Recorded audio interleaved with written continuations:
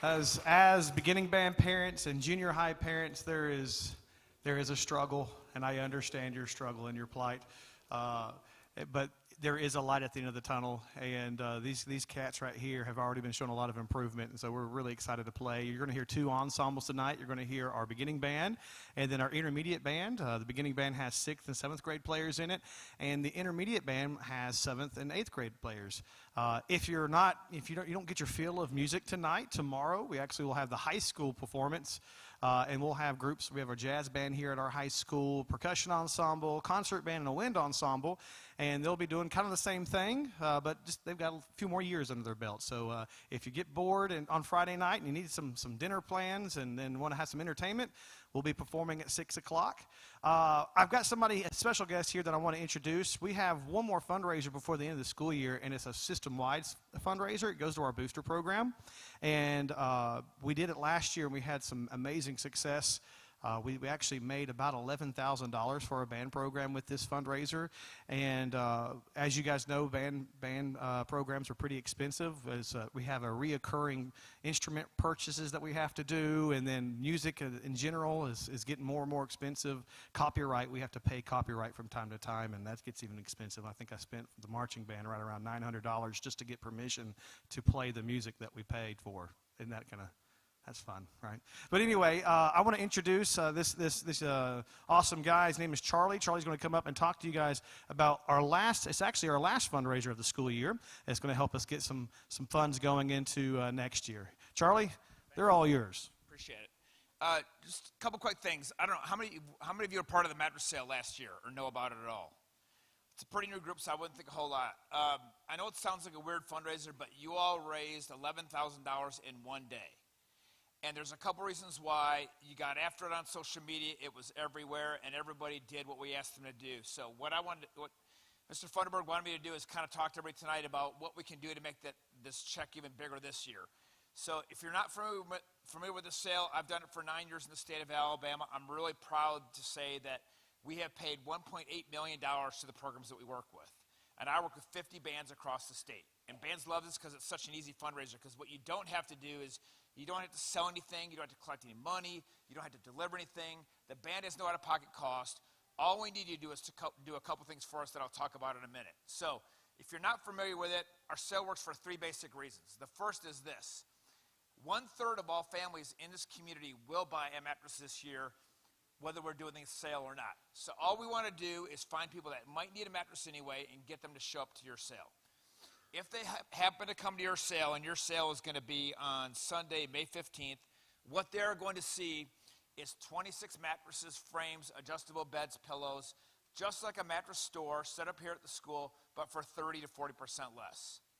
We don't have any overhead. We save customers money when they buy a mattress. So if somebody needs a mattress anyway, they get to save some money. But the real reason it works is because this is the chance for somebody that wants to support your band and buy something they need anyway. Last year we sold 60 mattresses. There might have been a couple people that walked out and didn't buy, but if they come, they're going to buy. So what do we need from you? A couple things. When you leave tonight, get one of these lovely signs for your yard. We want everybody in this town to know about the sale that's going to be on Sunday, May 15th. The second thing is, and the simplest thing of all about this fundraiser, is just help us find one family that needs a mattress. If you all do that, we'll have a ton of people that will show up, and I promise you, if they show up, they're going to buy. Because what my commitment to you is this. If your friends or family buy a mattress, if they don't like it after 60 days, or if they're in a hole in 7 years, I'm going to replace it, no questions asked, okay? That's my commitment to you. You can trust me. So I want to do one thing before we wrap up, and this is what you all did so good last year. I want to get it on social media and start blowing it up. So if you would, real quickly, get your phones out for me, okay? And what I want you to do is create a text message. And in that text message, you're going to follow these instructions right here. You're going to text the word PC to this phone number. Okay, so text the word PC to 205-291-0049. And all you're going to get is a link to your Facebook event page that I've created where you can start sharing this. So mark that you are going and sharing it. Last year, we had 100 people that said they were going, 100 people interested, and thousands of shares. That's a great way to start this off. So again, text the word PC to the phone number right here on the card, 205-291-0049.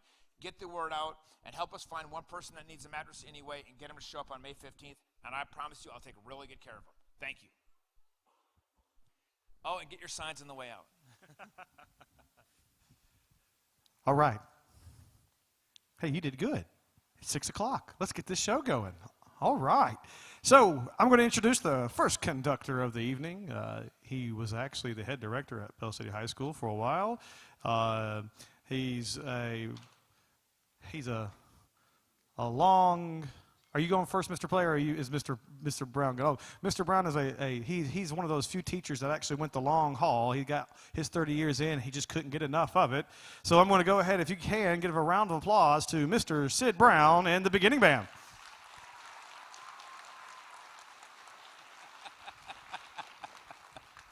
Thank y'all. I sure am glad to see you tonight. So what you have before you is the 6th grade beginning band and the 7th grade beginning band combined, just like we did at Christmas. So we're going to play a couple of songs now.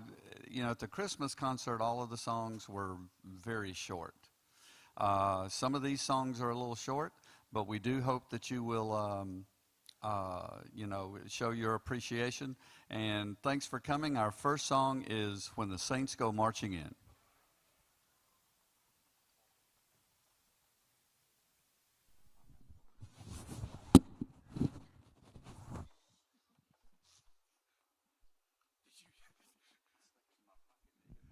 That was a butt sound, wasn't it?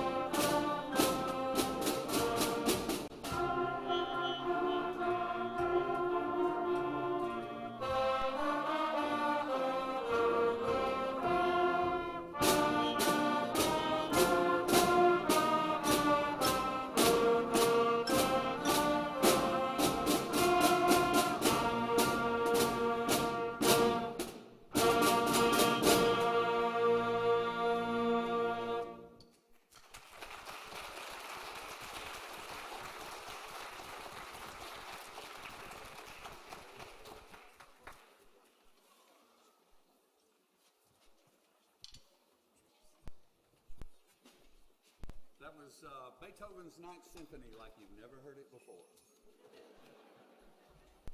Our next song is one of the things that we try to teach the students. Okay. It's got a dent in the top of it. One of the things that we do like to have the students do is to expose them to lots of different kinds of music. But one of the things that I've always said is that music should paint a picture. And so this next song, you can just imagine the name of the song is called Firestorm. So what you're going to hear is a lot of intense music. because it's a firestorm. So we hope you enjoy this firestorm.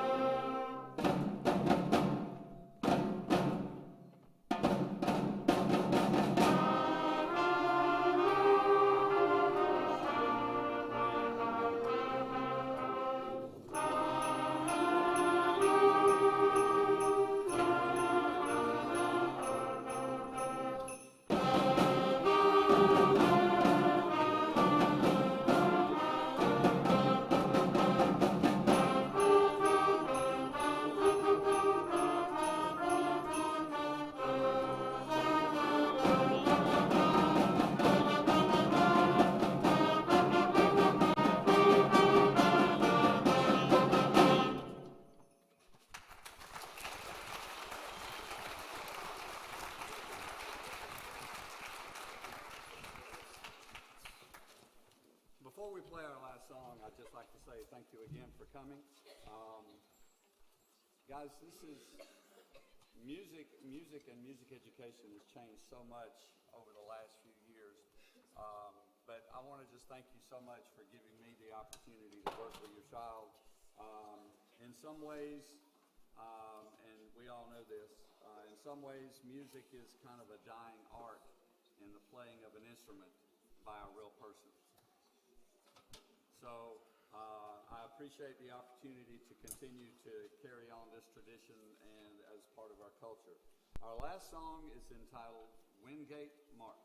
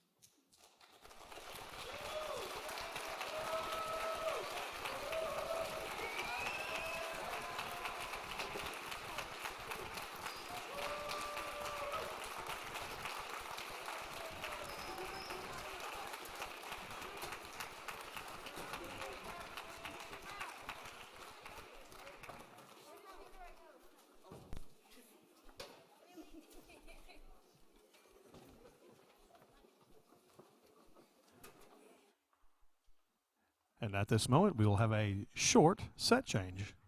You may check your phones at this moment.